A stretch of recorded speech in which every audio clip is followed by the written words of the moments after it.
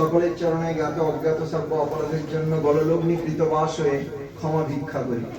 আজকের এই সুমেধের স্থিতি সম্পর্কে খুব সুন্দর করে বৈষ্ণবগণ বলেছেন, সংস্কৃতে কীর্তন রচনা করেও গেয়েছেন। তার আগে পূজ্য মহারাজ তিনি প্রত্যেকের এটাকে একটু একটু করে ছুঁয়ে আজকে তিথির সম্মান রক্ষা তার অল্প সময়ের মধ্যে তিনি চেষ্টা করেছেন। শ্রীপাদ গোলকবিহারী প্রভু গুরুবর্গকে কিছু অলৌকিক লীলা আমাদের শ্রবণ করিয়েছেন। বহু ভক্ত আছেন, তো তাদের প্রত্যেককে 10 মিনিট করে সময় দিলেও আমরা 3 দিন ধরে বললেও শেষ করতে পারবো না, এত এখানে ভক্ত আছেন এবং প্রত্যেকের প্রাণে কথা আছে। তো যাই হোক, জগৎগুরু শ্রীমৎ ভক্তি কেবল অরুণবী গোস্বামী ঠাকুরের একটা কথা আমার মনে পড়লো এই হরি কথা শুনতে শুনতে। আগে ভেবে রাখি না, আমি কোনো প্রি প্ল্যান্ড ওয়েতে আমার কথা আসে না, এক্সটেম্পোর যা তিনি বলাম। একটা কথা তিনি কাকে বলেছিলেন সেটাও বলছি পরিষ্কার, কারণ গোপন করার কিছু নাই। শ্রীনিবাস তখন শ্রীমৎ ভাগবত মহারাজের পার্সোনাল সেবক ছিলেন, এখন যিনি ন্যাসী মহারাজ, তখন তার নাম ছিল শ্রীনিবাস ব্রহ্মচারী, আপনি জানেন তাই তো।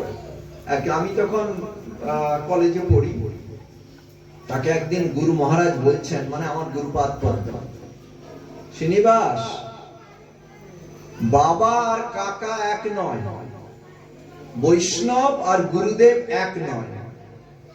এই কথাটা মানে কি? তারপরে তাকে বললেন, পরবর্তীকালে গ্রন্থতে বেরোলো ছাপার অক্ষরে, কি বেরোলো, এবং গুরুদেবের শ্রীমুখে ক্যাসেটও শুনলাম গুরু মহারাজের। কি বাণী না, সন্তান যদি মারা যায়, গুরু মহারাজ বলছেন, আমার কথা মানো, কাকার 2-4 দিন দুঃখ হবে, কষ্ট হবে, খেতে পারবে না, এও হবে, তারপরে সে ভুলে যাবে। কিন্তু বাবার যতদিন বাঁচবে এই পৃথিবীর বুকে, পুত্র শোকের দাবানল তার হৃদয়ে জ্বলতেই থাকবে, বাইরের লোক কিছু বুঝতে পারবে না। একটা বোবা কান্না তার মধ্যে সবসময় জাগবে, আমি পুত্র হারা পিতা। ওই পুত্রের জন্য যতদিন প্রপঞ্চে প্রকট থাকবে এই পিতা, সেই তার পুত্রের স্মৃতি তাকে কুরে কুরে খাবে। কি সুন্দর আমার গুরুদেবের হরি কথার একটা বৈশিষ্ট্য ছিল গুরু মহারাজের। আমি প্রকটাচার্যের কথা আনাবো সেই সূত্রে।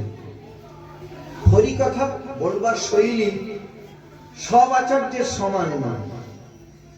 ভক্তিবিনোদ ঠাকুরের, প্রভুপাদের কিংবা আচার্য দেবের হরি কথা বলার শৈলী একরকম। শ্রীপাদ জ্যোতিশেখর ভক্তি কুমুদ ভক্তি শাস্ত্রী প্রভুর বলার শৈলী একরকম। গুরু মহারাজের শৈলী একরকম, গুরু ঠাকুরের একরকম, গুরু মনির একরকম। এই বৈচিত্র্যটাই বুঝিয়ে দেয় যে তারা ভাগবত পরম্পরায় আবির্ভূত, আমনায় ধারায় আবির্ভূত, রূপাঙ্গ গুরু ধারায় আবির্ভূত, স্বতঃসিদ্ধ নিত্য সিদ্ধ মঞ্জরি গুরুপাদ পদ্ম।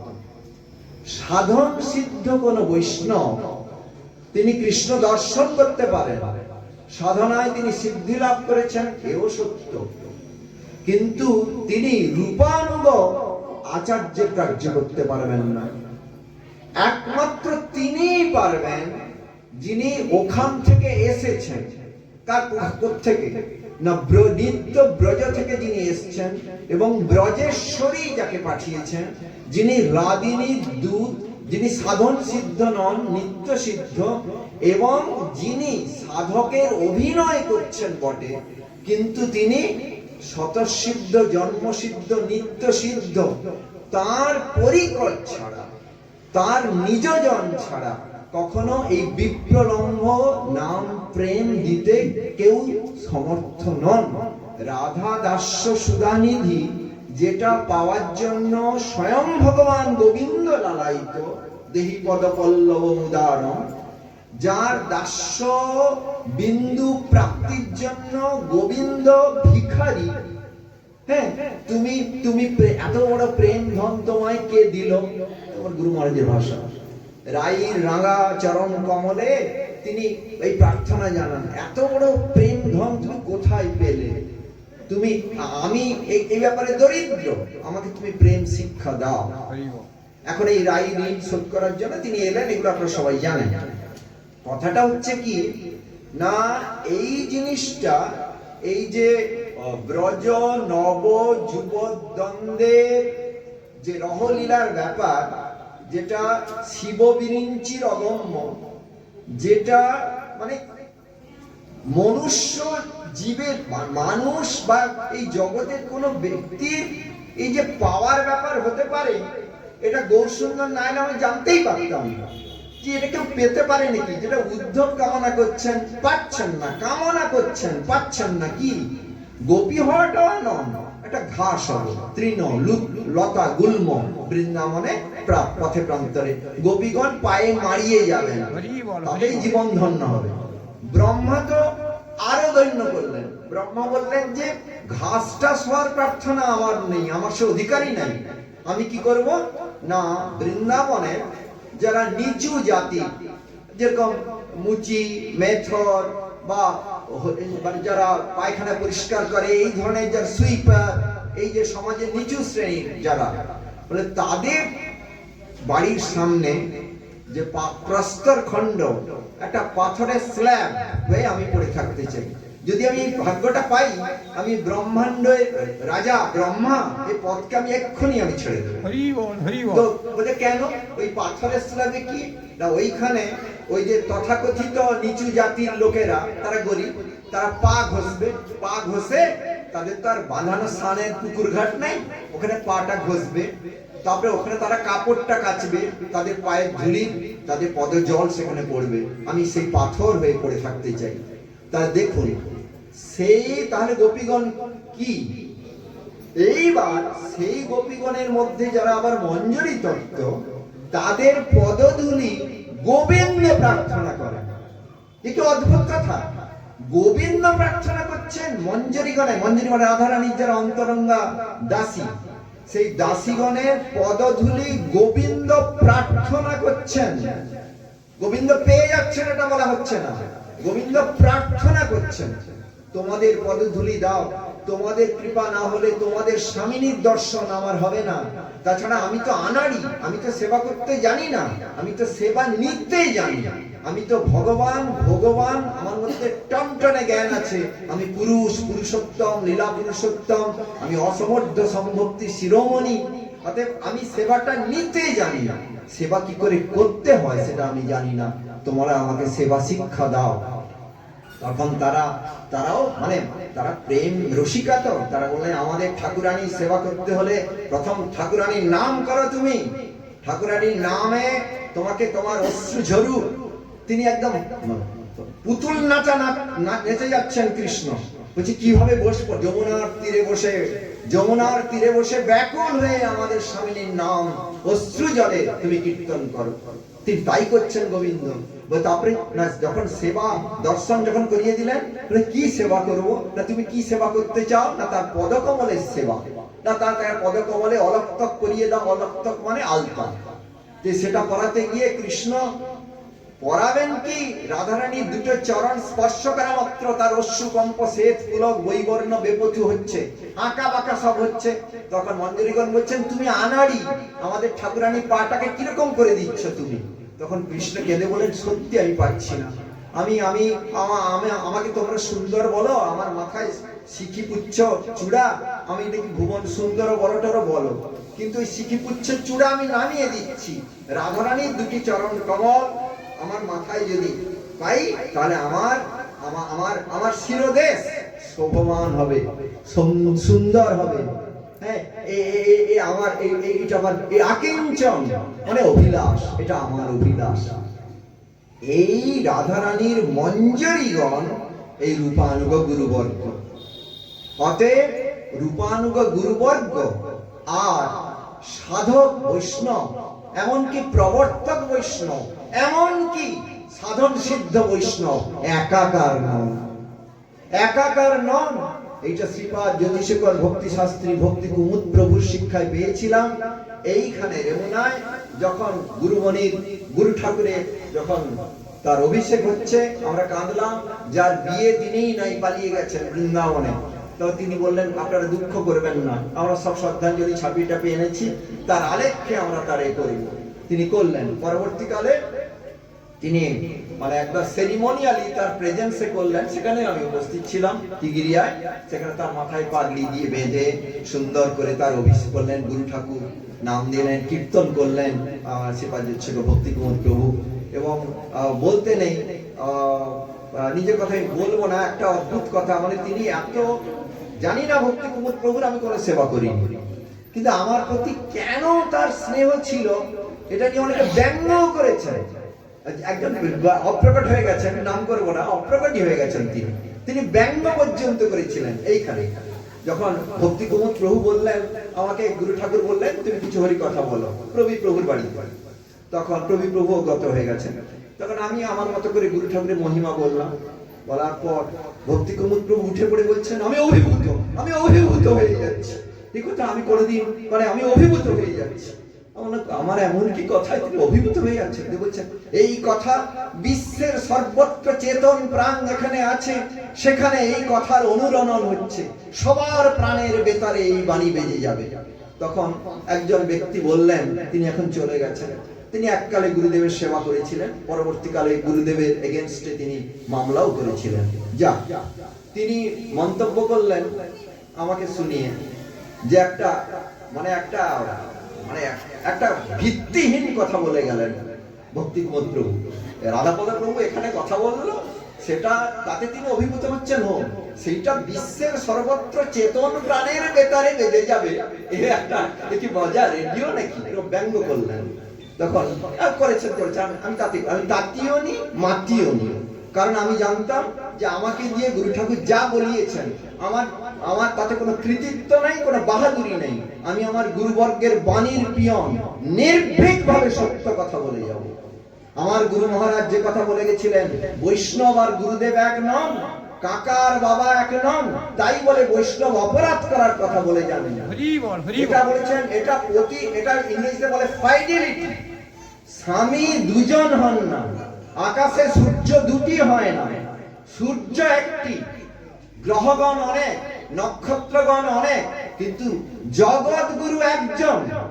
গুরু ঠাকুর আমাকে বলেছিলেন, একজন বিদেশি একজন ভক্ত, তিনি 60টা না 64টা মঠ করেছেন, আমাকে গুরু ঠাকুর ডেকে পাঠালেন। আমি বাজকুল থেকে এলাম, রাধাপদ উনি বিশ্ব বৈষ্ণব রাজসভা করছেন, তোমাকে তার সঙ্গে দেখা করতে। আমি নির্দিষ্ট দিনে আসতে পারিনি, পরে এলাম, আমাকে পাঠিয়ে দিলেন ইস্কনের সে পার্কে, পাঠিয়ে দিলেন হচ্ছে ইস্কনে, আমাদের তো আমরা যেতাম না, কিন্তু তিনি আমাকে পাঠিয়ে দিলেন। ওই মহারাজের নাম করছি না, আমি ইচ্ছা করে দেখছি না, তার 60টা না 64টা মঠ ইত্যাদি, তিনি সন্ন্যাস বেশ ইত্যাদি, বিদেশি। তখন আমি পৌঁছালাম সেখানে, আমি ধুতি পরা পাঞ্জাবি পরা দিয়ে পৌঁছালাম, প্রণাম করলাম আমি, দিয়ে আমার সঙ্গে বজরলাল প্রভু গেছেন, আমার সঙ্গে ইংলিশে কয়েক ঘন্টা ধরে তার হরি কথা হলো। হ্যাঁ, তিনি কিছুতেই স্বীকার করবেন না। আমি বলছি যে জগৎ গুরু শ্রীমৎ ভক্তিভূষণ ভারতী ঠাকুর ছাড়া এই পৃথিবীতে বর্তমান দ্বিতীয় কোনো গুরু থাকতে পারেন না, বৈষ্ণব থাকতে পারে না, একসাথে এটা হতে পারে না। কেউ যদি বলে মহাপ্রভুর সময়, সেটা ব্যতিক্রমী ব্যাপার, মহাপ্রভুর সময় সেটা ইংলিশে একটা কথা আছে, exceptions prove the general rule. ব্যতিক্রম সাধারণ রুলকে সেটা প্রতিষ্ঠিত করে। এই সিংহ বিক্রম দেখেছিলাম একমাত্র শ্রীমৎ গুরু ঠাকুরের মধ্যে, আর সেটা দেখলাম শ্রীপাদ জ্যোতিশেখর প্রভুর মধ্যে। যখন প্রভুপাদের জীবনী যিনি লিখেছেন, 5000 টাকা দামের গ্রন্থ, ডক্টর রাঘবানন্দ রায় প্রভু আমার বাড়িতে গেছিলেন, সে গ্রন্থের অনেক কথা তার সঙ্গে আমার ডিসকাস হয়েছে, এবং যিনি লিখেছেন তার সঙ্গে যাই হোক, তিনি জ্যোতিশেখর প্রভুর ভজন কুটিরে থেকে ওর বাড়িতে প্রসাদ পেয়ে বেশ কিছুদিন থেকে সব রেকর্ড করলেন জ্যোতিশেখর প্রভুর কাছ থেকে। জ্যোতিষপ্রভু ইংরেজিতে বলছেন, তিনি রেকর্ড করলেন। আপনার বংশীদাস বাবাজি ও নিয়ে অনেক রেকর্ড করলেন এবং গ্রন্থ বের করালেন। তার জ্যোতিশেখর প্রভু এটা স্বীকার করেছেন, কিন্তু এও স্বীকার করেছেন যে জ্যোতিশেখর প্রভু সব কথার সঙ্গে তিনি একমত নন। ওই ব্যক্তি জ্যোতিশেখর প্রভু পরিষ্কার বলে দিলেন, কি করে আমরা সব মাখিয়ে কথা বলতে ভালোবাসি, যে তুমি চুপ হাম বি চুপ, সকলে সম্মান করিতে শপথি দেহনাথ যথাযথ। অসম্মান করতে হবে না, কিন্তু যথাযথ সম্মান করতে হবে। পতিকে দেহদান করতে হবে, ভাসুর বা ননদকে দেহদান করতে হবে না, বা তার শ্বশুরকে দেহদান করতে হবে না। সম্মান করতে হবে, সেবা করতে হবে। অঙ্গদান স্বামীকে করতে হবে। তো কিরকম দেখুন, উনি বললেন পরিষ্কার, বলছেন আপনার যে গুরুদেব, নাম করে বলছি না, তিনি বিশ্বব্যাপী প্রচার করেছেন, বেশ, সেটা হচ্ছে প্রভুপাদ নামাভাসের ফল। তো তিনি তার গুরু নন, তিনি প্রচারক, প্রিচার, ইন্টারন্যাশনাল প্রিচার। গুরু হচ্ছেন শ্রীল অনন্ত বাসুদেব পরবিদ্যা ভূষণ প্রভু, এবং যার সন্ন্যাস নাম শ্রীমদ ভক্তি প্রসাদ পুরী গোস্বামী ঠাকুর, আচার্যদেব বলে যাকে আমরা রাখি। এইখানে গুরু ধারা, এটা আপনাকে মানতেই হবে। কিরকম পরিষ্কার নির্ভীক কণ্ঠে তার সামনেই বলে দিচ্ছেন, মানে বলে দিচ্ছেন যে তোমার গুরু, গুরু ধারায় আগত গুরু নন, তিনি বিশ্বব্যাপী প্রচার করেছেন, তার কাছে আমরা কৃতজ্ঞ। কিন্তু তার কাছ থেকে নেওয়া হরিনামে প্রেম প্রাপ্তি হবে না। কেন হবে না? তিনি ধারায় আগত গুরুপাদ পদ্ম নন। এই নির্ভীক বজ্র নির্ঘোষে কথা বলার মতো বিক্রম ছিল তার। তিনি বলতেন যোশীগত প্রভু যে আমরা প্রভুপাদের গণ, আমরা বিশ্বে কারোকে ভয় করি না, আমরা তারাস্বরে সত্য কথা বলে যাব। প্রভুপাদে বলেছিলেন পৃথিবীর প্রত্যেকটি ব্যক্তি যদি আমার এগেনস্টে চলে যায়, তবু আমি গুরুপাদ পদ্মের ছায়া তলে দাঁড়িয়ে নির্ভীক সত্য কথা বলে যাব। একটি ব্যক্তিও নিশ্চয়ই কোনো দিন এই সত্যের বহুমানন করবে।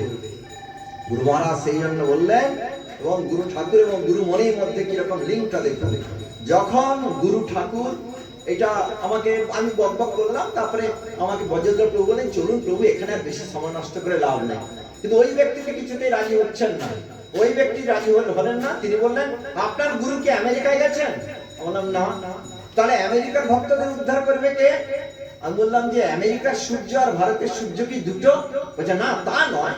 তাহলে সারা বিশ্বে তো সূর্য একটাই, কখনো মনে হয় এখানে উদয় দিন, কখনো ওখানে রাত, কখনো এটা হয়, কিন্তু সূর্য একটি। সেটা যথার্থ যে ভাগ্যবান সোল, সেই ঠিক গুরু ঠাকুরের কাছে আসবে, কোনো না কোনো জন্মে আসবে, তার বাণীর স্নাত হয়ে আসবে, কোনো না কোনো ভাবে আসবে। এবারে গুরু ঠাকুরের হরি কথা বেরিয়েছে, আপনারা দেখবেন 14টা অনেকগুলো খণ্ড বেরিয়ে গেছে, তার মধ্যে পরিষ্কার গুরু ঠাকুর এবারেও বেরিয়েছেন, তারা বের করেছেন, সব মঠ থেকে বের করেছেন। শ্রীপাদ নিষ্কিঞ্চন মহারাজ মঠ থেকে বের করেছেন, শ্রীপাদ বংশীপদানন্দ প্রভুর মঠ থেকে বের করেছেন, শ্রীপাদ ব্রজদুলাল প্রভু এর থেকে আশ্রম থেকে বেরিয়েছে বহু গ্রন্থ গুরু ঠাকুরের, মানে বাণী। তাতে অনেক জায়গা পেয়ে যাবেন আপনারা। এক জায়গায় বলছেন, গুরু ঠাকুর বলছেন, ভক্তিভূষণ ভারতী ঠাকুরের কথা, যিনি শ্রী ভক্তি অমল অরণ্য ঠাকুরের অন্তরঙ্গ অভিন্ন হৃদয় বন্ধু, বলছেন এই দামামায় আমাদের চোখ ঝলসে যায়, আমাদের কান একদম অবশ হয়ে যায়। কি বিশ্বব্যাপী প্রচার, ইংরেজিতে বলতে পারা, সংস্কৃতে বলতে পারা, বাংলায় বলতে পারা, কথার ফুল ঝুলি ছোটানো, কত রকম বাগ্মিতা, বড় বড় প্রধানমন্ত্রী নরেন্দ্র মোদী পায়ে লুটিয়ে পড়ছে, রাষ্ট্রপতি এসে হাত জোর করছে। এগুলো দেখে শ্রী ভক্তিকে বলে সন্তানগণ ভুলবে না, শ্রী ভক্তিকে বলে সন্তানগণ ভুলে না। শ্রী ভক্তি ভূষণের যারা কৃপা বীর্যে পুষ্ট হয়েছে, যারা শ্রী ভক্তি অমল অরণ্যের স্নেহ ছায়া পেয়েছে, যারা শ্রী জ্যোতিষকর প্রভু ভক্তি শাস্ত্রী ভক্তি প্রমোদ প্রভুর শ্রীমুখে বীর্যবতী বাণী একবার শ্রবণ করেছে, তারা নির্ভীক সত্যং পরং ধীমহি, তারা সত্য কথা বলেন, তাতে জগতের সব ব্যক্তি তাদের এগেইনস্টে চলে গেলেও তাদের কুছ পরোয়া নেই। হ্যাঁ, যেটা আমাদের পূজ্যপাদ আমাদের ডক্টর কেশবানন্দ রায় বলে গেলেন যে কোনো পাঁচমিশালি কথা চলবে না, কোনো সিমেন্টিং পলিসি চলবে না। আমার এত আনন্দ হলো এই দুটো সেন্টেন্স শুনে তার মুখ থেকে। আমি বললাম ওর পিতা ঠাকুর যেন ওর মুখ দিয়ে এই কথাটা বলছেন যে তুমি চুপ হামবি চুপ, এ নয়। সহজিয়ারা যখন জয়ধ্বনি করে, সহজিয়াদের এতে দেখেছি তারা জয়ধ্বনি করার সময় স স গুরুবর্গ গুরুদেব কে জয়, স স মানে তোমার গুরুর জয়, আমার গুরুর জয়, আপন আপন গুরুদেব কি জয়। হ্যাঁ, এটা ভালো, এটা শুদ্ধ ভক্তির বিরোধী কথা। অনন্ত আমাদের যে জয় জয় প্রভুপাদের যে জয়ধ্বনি, তাতে দেখবেন কি আছে, অনন্ত কোটি বৈষ্ণব বৃন্দ কি জয়, অবশ্যই জয়। তো এর বহু ব্যাপার আছে এবং শিক্ষাগুরু দীক্ষাগুরুর যে পারস্পরিক বৈশিষ্ট্য এবং আমাদের ভাগবত পরম্পরা যে শিক্ষাগুরু পারম্পর্য, এ সম্পর্কে জ্যোতিষীধর প্রভু বহু কথা বলে গেছেন, প্রবন্ধে, নিবন্ধে, কবিতায় নানা ভাবে বলে গেছেন এবং অনেক লীলাও আছে। সেগুলো বলতে গেলে অন্তত 10টি ঘন্টা টাইম লাগে, 10 মিনিটের জায়গায় সেটা সম্ভব না। তো একটা কথা বলছি যে শ্রীমৎ ভক্তিমল অরণ্য ঠাকুর যখন গুরুর আসনে বসতে কিছুতেই রাজি হলেন না, তখন আমরা বললাম তাহলে কি ধারাটা স্তব্ধীভূত হয়ে যাবে? তখন শ্রীপাদ নদিয়ানন্দ প্রভু তিনি গুরু ঠাকুরের কাছে জানালেন। গুরু ঠাকুর একদিন তিনি দেখলেন গুরু ঠাকুরের একটা হাতটা উঠালেন, আর কিছু দেখলেন না। বলে হাতটা উঠানোর মানে কি? দুটা অর্থ হয়, না থামো, আরেকটা হয় করো। বলে মুখে তো কিছু বললেন না। তার কিছুদিন বাদে আবার দর্শন পেলেন তিনি গুরু ঠাকুরের। গুরু ঠাকুর বলছেন উনি ছাড়া এখন আর কে আছে, স্পষ্ট ভাবে যখন বললেন, তখন নদিয়ানন্দ প্রভু কুর্চিবাড়িয়া সেবাশ্রমে সক্রিয়া সার দীপিকা, তারপরে গোস্বামীগণের গ্রন্থ, এই সমস্ত সব বৈষ্ণব স্মৃতিশাস্ত্রের যে সমস্ত নিয়ম পারম্পর্য, যে গুরু পারম্পর্য যেভাবে হয় অভিষেক, সেরকম করে তাকে আনুষ্ঠানিকভাবে অভিষেক করালেন। এর বহু দেখুন, যারা জগৎগুরু তারা তারা তারা তাদের 3টা গুণ থাকবে। প্রভুপাদ বলেছেন মেনে নিতে হলে চলবে না, নিজের জীবনে প্রমাণ চাই। আপনাকে আমি জগৎগুরু রূপে বরণ করব, 3টি প্রমাণ চাই আমার। কি কি প্রমাণ? প্রভুপাদের ভাষা বলছি, গৌড়ীর ভাষা। এক, তিনি হবেন কি কৃষ্ণের থেকে বড়, মানে 3টে পয়েন্ট কি কি বলে ভুলে যাব। এক হচ্ছেন সর্বব্যাপক, ভগবান যেরকম He is within all withins and beyond all beyonds. তিনি অনড়ীয়ান, তিনি মহত মহিয়ান, তিনি সব জায়গায় আছেন। আমেরিকা আছেন, রাশিয়া আছেন, স্বর্গে আছেন, মর্তে আছেন, পাতালে আছেন, বৈকুণ্ঠে আছেন, গোলকে আছেন, সর্বত্র উপস্থিত। গুরুদেবের সেই শক্তি থাকা চাই যদি তিনি জগৎগুরু হন, 1 নম্বর। 2 নম্বর, তিনি সর্বশক্তিমান হবেন, অমনিপোটেন্ট, কর্তুম অকর্তুম অন্যথা কর্তুম সমর্থ। 2 নম্বর। 3 নম্বর, সর্বজ্ঞ শিরোমণি হবেন, অর্থাৎ অন্তর্যামিত্ব তার মধ্যে অনুস্যূত, সব জিনিস তিনি জানতে পারবেন। এর প্রত্যেকটা প্রমাণ আমরা গুরু মহারাজের মধ্যে দেখেছি, এর প্রত্যেকটা প্রমাণ আমরা গুরু ঠাকুরের মধ্যে দেখেছি, এর প্রত্যেকটা প্রমাণ আমরা প্রকটাচার্য জগৎগুরু শ্রীমৎ ভক্তিমল অরণ্য ঠাকুরের মধ্যে দেখি। মানে বলতে গেলে বিশাল কাহিনী, বিশাল কাহিনী। আমার পরবর্তী আমাদের এই প্রভু বলবেন, আমাদের এই প্রভু খোকন প্রভু, আমাদের নামটা গোটাটা নবগৌরাঙ্গ প্রভু, তিনি এসেছেন, তার শ্রীমুখ থেকে শুনবেন স্বপ্ন টপ্ন নয়, বাস্তবের একটা কিছু কথা। তিনি গুরু ঠাকুরকে মানেন, তিনি বলতেন শ্রীমৎ ভক্তিভূষণ ভারতী ঠাকুর আমার গুরুদেব। গুরু ঠাকুর বলছে আমি ভক্তি অমল অরণ্য ঠাকুরকে বৈষ্ণব বলে মানি, তিনি পরম বৈষ্ণব, অধিকারী বৈষ্ণব, কিন্তু তাকে আমি গুরু বলে তো মানতে পারবো না। গুরু আমার শ্রী ভক্তিভূষণ ভারতী ঠাকুর। পরবর্তীকালে আমি আর সেরকম শক্তি দেখতে পাচ্ছি না, অতএব তারই নাম নিয়ে আমি থাকবো, যা হবে। তখন আমি বলেছিলাম প্রভু এটা সিদ্ধান্ত নয়, তিনি আর আমার সঙ্গে তর্ক করেননি, এরকম থাকলেন। কিন্তু এই বিষ্ণু প্রিয়া তিথির দিন তিনি এখানে এসেছিলেন, আমার স্ত্রীকে দিদি বলেন তিনি, তাকে নিয়ে এসেছিল। এই 11টা সাড়ে 11টার সময় তার জীবনে এমন একটা কিছু পরিবর্তন হয়েছিল যে তিনি পরবর্তীকালে আমাকে বলেছিলেন, আমরা এটা যদি আপনি না পেতেন কি হতো না, না পেলে তাকে বৈষ্ণবী জ্ঞান করতাম, গুরু রূপে কখনো ভাবতে পারতাম না, এবং শ্রী ভক্তিভূষণ ভারতীর সমাসনে বসাতে পারতাম না। আমি বললাম এটা আপনার মায়ের আশীর্বাদ। ওর মা ছিলেন সিদ্ধ বৈষ্ণবী। প্রভুপাদের অপ্রকট তিথির দিন আমরা কীর্তন করছি, তার বিছানায় বসে তিনি অপ্রকট লীলা আবিষ্কার করেন আমাদের সামনেই। 3 লক্ষ নাম করতেন রোজ। তো অন্য প্রসঙ্গ সেটা। আমি একটা, যাদের কাছে ব্রজের কুসুম গ্রন্থটি আছে 2য় খণ্ডে 43 পৃষ্ঠা থেকে, আমি তো পড়তে সময় পারবো না, আপনারা পড়ে নেবেন, কতদূর পড়বেন।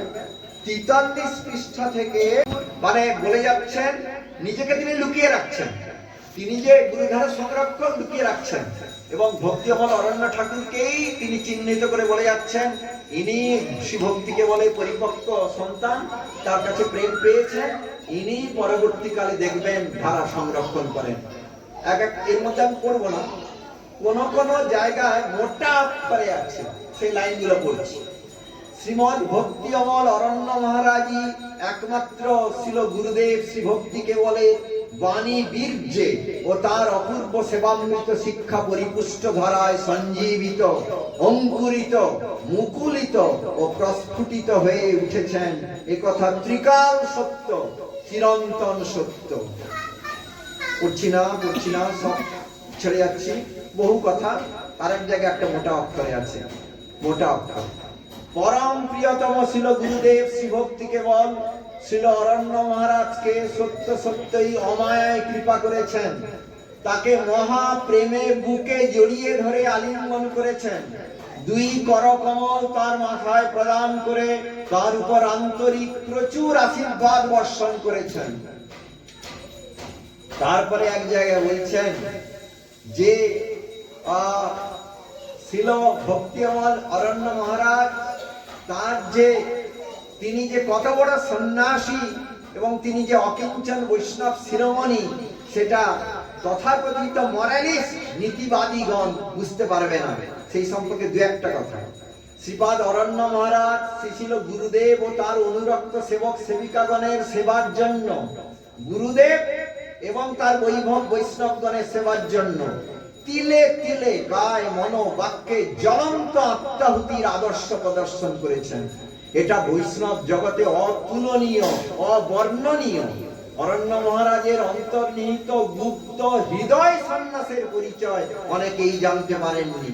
পেচক চক্ষু সম্বলিত ব্যক্তিগণ তার বাহ্যিক আচার নিয়ে বহু নিন্দা ও সমালোচনা করেছেন।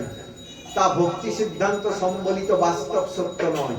যারা এরূপ প্রাকৃত দর্শন করেন তারা নিজেরা কতটা প্রকৃত বাস্তব সন্ন্যাসের অধিকারী হয়েছেন সন্ধানী আলোকের দ্বারা দেখলে তা প্রকাশিত হয়ে পড়ে। তারা অখণ্ড ব্রহ্মচর্য পালনের অভিমান করেন, ত্রিদণ্ড ধারণ বা দৈনিক বস্ত্র পরিধানের দর্প ও অহংকার করেন, শ্রীমদ্ ভাগবত ব্যাখ্যা, বক্তৃতা ও তত্ত্ব উপদেশ দানের প্রচ্ছন্ন দম্ভ পোষণ করেন। কিন্তু তারা ছিল গুরুদেবের প্রবর্তিত ও আচরিত শ্রী হরিনাম সংকীর্তন এবং শ্রী বিগ্রহ আরাধন রূপ শ্রী হরিতোষণ যজ্ঞ নির্বিঘ্নে সম্পাদন করার কতটা সুযোগ দিয়েছেন, কতটা এই জন্য চিন্তা ভাবনা করে বিনিদ্র রজনী যাপন করেছেন, কতটা তিলে তিলে সমগ্র জীবনী শক্তি আহুতি দিয়েছেন। অপরপক্ষে শ্রীপাদ অরণ্য মহারাজ অসংখ্য প্রতিবন্ধক রাশিকে শ্রী গুরুদেবের অভয় শ্রীপাদ পদ্মের করুণা বলে দু হাতে ঠেলে ফেলে দিয়ে তার সমস্ত যোগ্যতা, সমস্ত শারীরিক পটুতা, জন্ম, ঐশ্বর্য, শ্রুত, শ্রী তথা সমগ্র সত্তার দ্বারা ভক্তগণের ভজন উন্নতি বিধানে অগ্রসর হয়েছেন। তার বাহ্যে বিষয়ের প্রায় আচরণ, কিন্তু অন্তর সন্ন্যাস নিষ্ঠার আদর্শ কোটি কোটি গুণে শ্রেষ্ঠ ও শ্লাঘ্য। বাইরে নির্বিষয় সাধুর আকার প্রদর্শন করেও বা অসংখ্য শাস্ত্র শ্রবণ কীর্তনকারী বক্তা বা প্রচারক সেজেও কিংবা প্রেসিডেন্ট সেক্রেটারি পদ অলঙ্কৃত করেও যদি ভক্তগণের প্রতি পরিপূর্ণ আদর না থাকে, তবে কেবল শুষ্ক জ্ঞান চর্চা রূপ অপস্বার্থপরতা শুদ্ধ ভক্তি দেবীর নিকট অতি তুচ্ছ বলেই পরিগণিত হয়। শ্রীমদ ভক্তি কেবল অবলম্বী গুরুদেবের অনুগত ভক্ত সঙ্গের সেবা করার জন্য, যার প্রাণ বিশুদ্ধ অনাবিল প্রীতির দ্বারা পরিচালিত হয়, তার ত্যাগের জ্বলন্ত আদর্শ প্রতিষ্ঠা মাত্রকামী বিষয় অঙ্গগণের কোটি কোটি স্ত্রী পুত্র ইত্যাদি স্থূল পরিত্যাগের অভিনয় থেকে কোটি কোটি গুণে শ্রেষ্ঠ এবং সর্বতভাবে সর্বাংশে প্রশংসনীয়। গুরুদেবের নিষ্কপট সেবার জন্য শ্রী অরণ্য মহারাজের অন্নাভিলাষীন যে আত্মনিয়োগ, তিলে তিলে যে আত্মাহুতি, সেটাই যথার্থ সন্ন্যাস ছিল। অরণ্য মহারাজের আচরণে স্থূল কামিনী কাঞ্চন ত্যাগের আকার না থাকলেও প্রকৃতপক্ষে তার মধ্যে রয়েছে যুক্ত বৈরাগ্য, যুক্ত সন্ন্যাস। কারণ তিনি শ্রী গৌর কৃষ্ণের স্বরূপ শক্তি, শ্রী গুরুদেবের সঙ্গে সর্বতভাবে যোগযুক্ত, সুগভীর প্রণয় রজ্জুতে আবদ্ধ। গৌর প্রেমানন্দে হরি হরি। আরেকটা পয়েন্ট হচ্ছে, গোস্বামীগণ বলেছেন মহাজনকে চিনবে কি করে? রূপ গোস্বামী বা ভক্তি রসামৃত সিন্ধুর অমর লেখক রূপ গোস্বামী পাদ বা ভক্তি সন্দর্ভের অমর লেখক শ্রী জীব গোস্বামী পাদ, এর সিদ্ধান্ত হলো তিনি নামাকৃষ্ট রসজ্ঞ কিনা। এই যে নামাকৃষ্ট রসজ্ঞ, এইটা আমরা গুরু ঠাকুরের, গুরু মহারাজে দেখেছি, গুরু ঠাকুরের মধ্যে দেখেছি, প্রভুপাদের মধ্যে তো দেখেছি, সব গুরুবর্গের মধ্যে, গুরুমণির মধ্যেও দেখেছি। কি না, নামের পাগলা। ওই আমাদের ব্রজকুলে তিনি মাঝে মাঝে গেছেন, কৃপা করে পায়ের ধুলি দিয়েছেন। ভোরের দিকে রাত্রি 2:30 হয়ে গেলেই উনি বিছানায় বসে যাবেন, দেহরি নাম করছেন। করতে করতে আমি খুব লেট রাইজার, বরাবর অলস, কামুক, ক্রোধী, অলস, লেট রাইজার, সমস্ত বদগুণ আমার মধ্যে ছোটবেলা থেকেই ডেভেলপ করেছে। বাবু একদম। আমি অনেক লেট করে উঠি, কিন্তু গুরুদেব যেহেতু আছেন একটু তাড়াতাড়ি উঠেছি। উঠে গিয়ে গুরুদেবের ঘরে ঢুকেছি। ঢুকে গিয়ে দেখি মানে তিনি পাগলার মতো কিরম করছেন, নামের আমার দিকে তাকাচ্ছেন না, বসে আছেন। নামের মালিকাটা, এই গুরুমণি কথা বলছে, নামের মালিকাটা হাতে নিয়েছেন, আমার দিকে একটু তাকান, এরকম করছেন। আমি অভিনয় করে দেখাচ্ছি এরকম।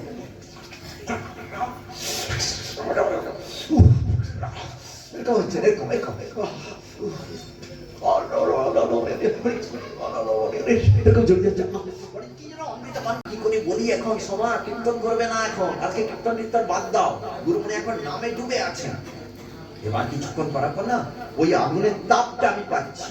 আমার প্রেমটার কিছু নয়, আমার কি ব্যাপার, অদ্ভুত অলৌকিক দর্শন আসছে, কি ব্যাপার, এগুলো আমাদের ভৌতিক দর্শন। কিছুক্ষণ বাদে, অনেকক্ষণ বাদে তিনি যখন মানে প্রকৃতিস্থ হলেন, ফিরে এলেন, মানে অন্তর্দশা থেকে অর্ধবাহ্য দশা, অর্ধবাহ্য দশা থেকে বাহ্য দশা ফিরে এসে দেখলেন, তখন আমাদের আরে কখন এসছে, না কিছু না, আপনি নাম করুন। হ্যাঁ, আজকে গুরুদেব আমাকে একটা অন্য লীলায় নিয়ে গেছিলেন জানো। আজকে গুরুদেবের চরণ কমল আমার স্ফূর্তি প্রাপ্ত হলো, জানো দেশে কিরম হচ্ছেন। রাত্রি 12টা-1টার সময় ফোন করছেন, রাত্রি 12:30। আমি কত অপরাধ করেছি গুরুমণির চরণে জানেন, তার গুণ গাইছি, তার যে অপরাধ করেছি সে ক্ষমা আছে, তিনি ক্ষমা করলেও তার পদধূলি ক্ষমা করবে না। রাত্রি 12টা 12:30 ফোন করতে আমি মনে মনে বিরক্ত হচ্ছি, কেন, আমার ঘুমে ডিস্টার্ব হচ্ছে, দেহারামের ঘুমে ডিস্টার্ব হচ্ছে। আর হলাধর প্রভু হিসকেশ প্রভুকে ফোন 3 জনকে করেছেন, আমাকে করেছেন, হিসকেশ প্রভুকে করেছেন, এগরার সোমাকে করেছেন, 3 জন, আর কারবে না। 3 জন 3 জায়গায় আছে, তারা পেয়ে খুশি, রাত্রি এত গভীরে, আমিও খুশি, আমার ঘুমে ডিস্টার্ব হয়ে গেল, সেটা মুখে বলছি না, মনে মনে যাচ্ছে। কি বলবো, এক্ষুনি যা হলো না, কি বলবো।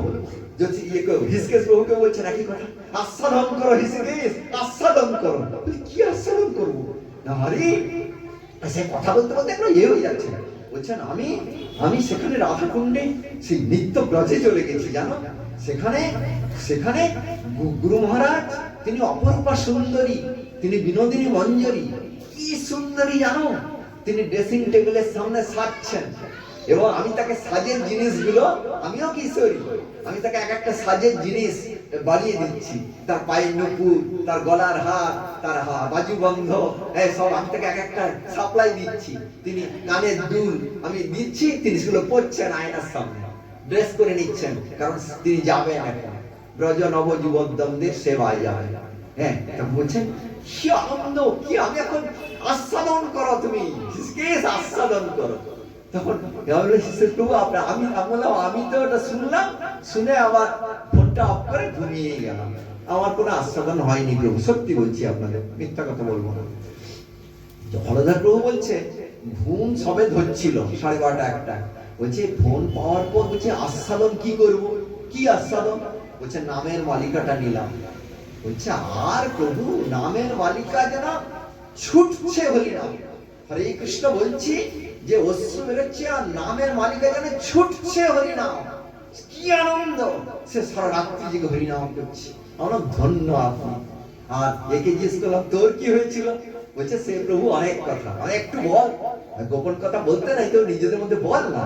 তা বলছে আমরা দেখ আমি ঘুমিয়ে গেছি, আমার কিছু হয়নি। বলছে তোর কি হলো, বললো আমি তারপরে হরিনাম করছি, হরিনাম করতে করতে তখন আমার ঘুম ভেঙে গেছে, বলে হরিনাম করছি, করার পর প্রভু বিশ্বাস করবেন আমার কথা, আমরা কি আমার শরীরটা হালকা হয়ে যাচ্ছে, হতে হতে দেখি সেই ঘরের মধ্যে পরিবেশই পাল্টে গেল। আমার সে ছোট্ট ভাঙা ঘরটা আপনি দেখেছেন, আমার হ্যাঁ দেখেছি, সেখানে কিরকম অদ্ভুত একটা পরিবেশ রচনা হয়ে গেল সেই নিশুতি রাতে। তারপরে দেখি গুরু মহারাজকে, সে কি মঞ্জরি রূপে, বলে না এই সাদা কাপড়, আমরা তার মুখকমল দেখতে বলি, বলে না মুখকমল দেখিনি। গুরু মহারাজ জানলে কি করে, না বাকিটা সেই শুভ্র বস্ত্র, সেই মানে মুক্ত কচ্ছ পরমংশ বেশ, তিনি বলছেন আমার হাতটা ধরলেন, ধরে আমাকে পাই পাই করে নৃত্য করাচ্ছেন চারপাশে। এই বৈষ্ণবগণ করেন না অনেক সময়, নৃত্য ছেড়ে দিলে পড়বে। বলছে সে কি আমার হাত যখন ধরলেন, কি কোমল তার স্পর্শ, আর কি পুলক জাগানো তার স্পর্শ। সে আমি অন্য জগতে, তখন আমি পাগলি হয়ে গেছি, তখন দিওয়ানি হয়ে গেছি। আমি বললাম তোরা এত আস্বাদন করলি রে, আর আমার কিছু ভাগ্য হলো না। মানে মানে বানরের গলায় মুক্তা পড়াচ্ছেন গুরুমণি, কিন্তু তিনি তবু, আমি সেদিন ফোন করে বলছি আপনার চরণে আমার প্রচুর অপরাধ গুরুমণি, কতবার আপনার প্রতি মর্ত বুদ্ধি করি, আপনি যাকে দেখেন আলিঙ্গন করেন, চুম্বন করেন, কত লোকে কত কথা বলে, আমারও কোনো সময় হয়তো খটকা লেগে গেছে যে আপনি এই লীলাটা সকলের সামনে করছেন, এটা মানে আমার অপরাধ হয়ে যায়। পরে আমি বুঝি যে তিনি যা খুশি করতে পারেন, তিনি নিত্যানন্দ তত্ত্ব, এগুলো আমি বুঝি, কিন্তু সাময়িক একটু খটকা লেগে গেল, সাময়িক লাগা মানে তো অপরাধ হয়ে গেল। তখন তিনি বলছেন আরে না, আমি তোমাকে অন্তর থেকে ভালোবাসি, তুমি আমাকে অন্তর থেকে ভালোবাসো, অতএব তো কোনো অপরাধ তোমার হবে মানে নেব না। তখন আমি ভাবলাম উনি তো নেবেন না, কিন্তু তার পদধূলি তো ক্ষমা করবে না, শাস্ত্র বলে। এ খুব কঠিন সিদ্ধান্ত। এখন একটা কথা হচ্ছে, এই নামাকৃষ্ট রসজ্ঞ যে কোনো ব্যক্তিকে নামের টেস্ট পাওয়াতে পারে। বলছে তোমাকে পাইয়েছেন, হ্যাঁ একবার, জীবনে একবার, সেটা চিরুলিয়া মঠে, বহুদিন আগে, তখন আমি ইয়াং ম্যান একদম। এখন মৃত্যু পথে যাত্রী, 70 বছরের বৃদ্ধ, নানা ব্যাধি প্রপীড়িত, যে কোনো দিন সাবার হয়ে যাবে। কিন্তু এটা শেষ বক্তৃতা কিনা তাও জানি না। কিন্তু তখন হচ্ছে একবার গুরুমণি বলেছিলেন যে রাধাপতির সাধ্যটা হয়তো আমাকেই করে দিতে হবে। এও তার মুখ দিয়ে বেরিয়েছিল একবার। তারপরে বলছেন না না তুমি থাকবে, তুমি থাকবে। যাই হোক, সেটা যদি হয় আমার সাধ্য তিনি করেন, আমার পরমানন্দের বিষয় হবে। তো যাই প্রপঞ্চ থাকে যে কি কষ্ট, কি যন্ত্রণা। চিরুলিয়া মঠে আমি তখন গেছি। চিরুলিয়া মঠে সে টালি ঘরে, টিনের চালের ঘরটার কথা ভাবুন, এখনকার হাইফাই হয়ে গেছে। চেয়ারে বসে আছেন গুরুমণি, তখন আমরা গুরুমণি বলি না, অরণ্য মহারাজ। সামনে একটা টেবিল, একটা বেঞ্চ, ছোট বেঞ্চ, বেঞ্চে আমি বসে আছি, হরিনাম করছি। হরিনাম করছি মানে এমনি করতে হয় করছি। তখন আরতিটা আরম্ভ হতে একটু বাকি আছে, আরতি হয়ে গেছে, যাই হোক পাঠ আরম্ভ হয়নি। হঠাৎ নাম করতে গিয়ে দেখি তার সামনে তিনি, এই আমি আর এই যে এখানে উনি বসে, অত দূরে নয়, ঠিক আছে। নাম করতে দেখি নামে অমৃত আস্বাদন। তাহলে এটা কি, জীবনে তো কোনোদিন পাইনি, এটা কি ব্যাপার? শাস্ত্রে পড়েছি বটে, নাম অমৃতময়, রসনায় রসনায়, রসের সঙ্গে নৃত্য গরু। রূপ গোস্বামীপাদ বলেছেন তুণ্ডে তাণ্ডবে রতি, এসব শ্লোক মানে মাথায় আছে, কিন্তু হৃদয়ে টাচ পাইনি। দেখি কি আমার থুতুটাও মিষ্টি হয়ে যাচ্ছে। যেরকম রসগোল্লা মুখে দিলে কি হয়, রসগোল্লা মনে মানে থুতুটা তখন কি মনে হয়, থুতু ফেলে দিতে ইচ্ছা করে না, থুতু ঢোক গিলতে ইচ্ছা করে না, ঢোক গিলতে ইচ্ছা করে। ও কি অমৃতময়। তখন মনে হচ্ছে আমি আরতি টারতি দেখতে যাবো না, আমি আর পাঠ কীর্তনেও যাবো না, আমি কোথাও যাবো না, আমি প্রসাদ পেতেও যাবো না। এটা যদি পালিয়ে যায়, জীবনে কোনোদিন হয়নি বাবা, একবার এসছে পালিয়ে যাবে। অতএব আমি ভালো করে নাম করবো, নাম করে যাচ্ছি। গুরুমণি আমাদেরকে তাকাচ্ছেন, আমাকে কোনো ডিস্টার্ব করছেন না, তিনিও নাম করছেন। তারপরে রাত্রিবেলা পাঠের সময় হলো। আমি জানি পাঠের সময় হলেই সে গুরু ঠাকুর, যদি আমি গদ্রু মঠে আসি, পূজ্যব্রতের সময় আমি এসেছি দুদিনের জন্য, তিনি বলেন রাধাপদ আজকে রাত্রে পাঠ করবে। তখন আমি বললাম অকিঞ্চন মহারাজ 30 দিন নিয়ম করে পাঠ করছেন, আমি দুদিনের জন্য পালিয়ে যাব, নিয়মটা তার ভঙ্গ হবে। অকিঞ্চন মহারাজ না, গুরুদেবের আদেশ, তোমাকে পাঠ করতে হবে। পাঠ করলাম। গুরুমণি স্যারকে আমি গেছি, তিনি আমাকে পাঠ। সত্যি কথা বলতে প্রভু, আমি তখন মনে মনে একটু অসন্তুষ্ট হয়েছি। কেন অসন্তুষ্ট? আমার এই আস্বাদন কি করি, এখন ধর্ম সংকটে পড়লাম। এদিকে অরণ্য মহারাজ বলছেন পাঠ করো, বৈষ্ণব আদেশ লঙ্ঘন করলে অপরাধ, সেদিকে ওইটা করতে গিয়ে যদি আমার এটা পালিয়ে যায়, কি করি?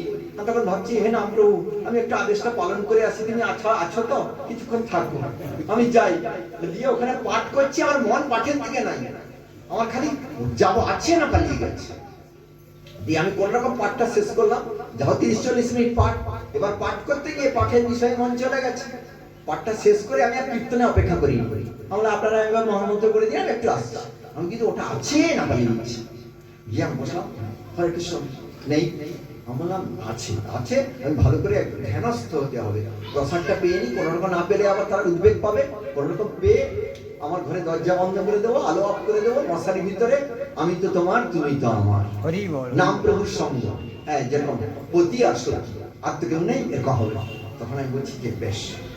তারপরে অনেক কসরত করলাম দিদি, অনেক কসরত, হেনস্থ হয়ে যাচ্ছি, সিদ্ধান্ত সোজা করছি, মনটি করছি, হৃদয়ে নামকে ধ্যান করছি, আর এরকম ওই 10 থেকে 15 মিনিট আমি বললাম, গুরুমণি বুঝিয়ে দিলেন যে আমি নামাকৃষ্ট রসজ্ঞ, আমার গায়ের হাওয়ায় তোমার মধ্যে এটা সঞ্চারিত হয়েছিল সময়, কিন্তু এটা পেতে হলে এর জন্য বহু সাধন শ্রম করতে হবে, বহু নিষ্কপট আর্থিক চাই গুরু ধারায়, যেটা পরম পূজ্য ঋষিকেশ মহারাজ বলে গেছেন যে আত্মনিবেদন বলে গেছেন, ওইখানে ঘাটতি থেকে যাচ্ছে।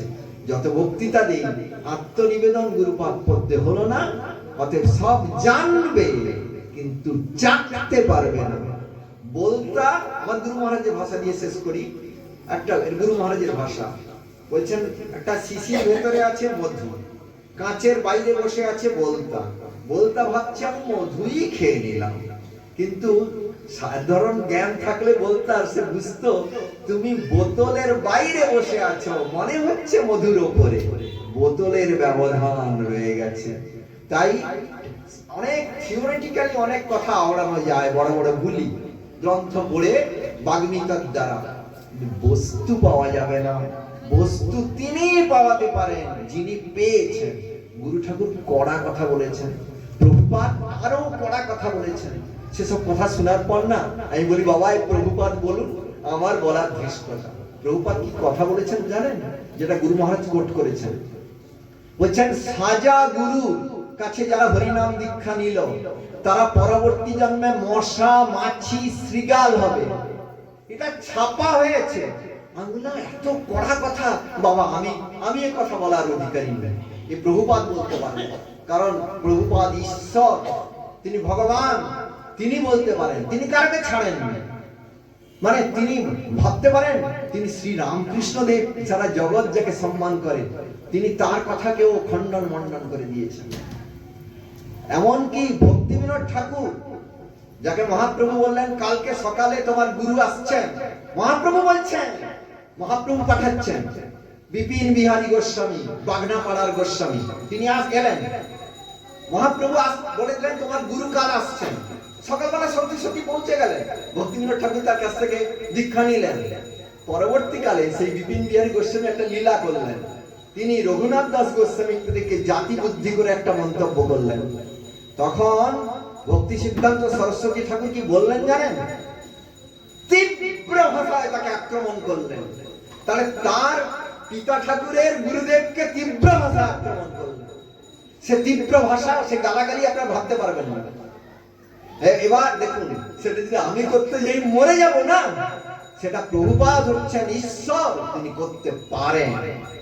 আচার্যদেবের ভাষা দিয়ে শেষ করি। আচার্য বলছেন আমরা যদি বলি যে লক্ষ্মী দেবী গোপী আনুগত্য করেননি, তাই তিনি রাধারানীর যে প্রাণবন্ধু কৃষ্ণের সেবা পাননি, বলছেন এটা গুরুবর্গ বলতে পারেন, আমি বলতে পারি না। এই জন্য যে কথা বলাতে বৈকুণ্ঠেশ্বরী ঐশ্বর্য ধূর্য বিগ্রহ নারায়ণের যে বক্ষ বিলাসিনী, তার যে শক্তি স্বরূপিনী শ্রীমতী লক্ষ্মী দেবীর চরণে আমার মতো ব্যক্তির ডেপমি হয়ে যায় এবং আমার অপরাধ হয়ে যায়।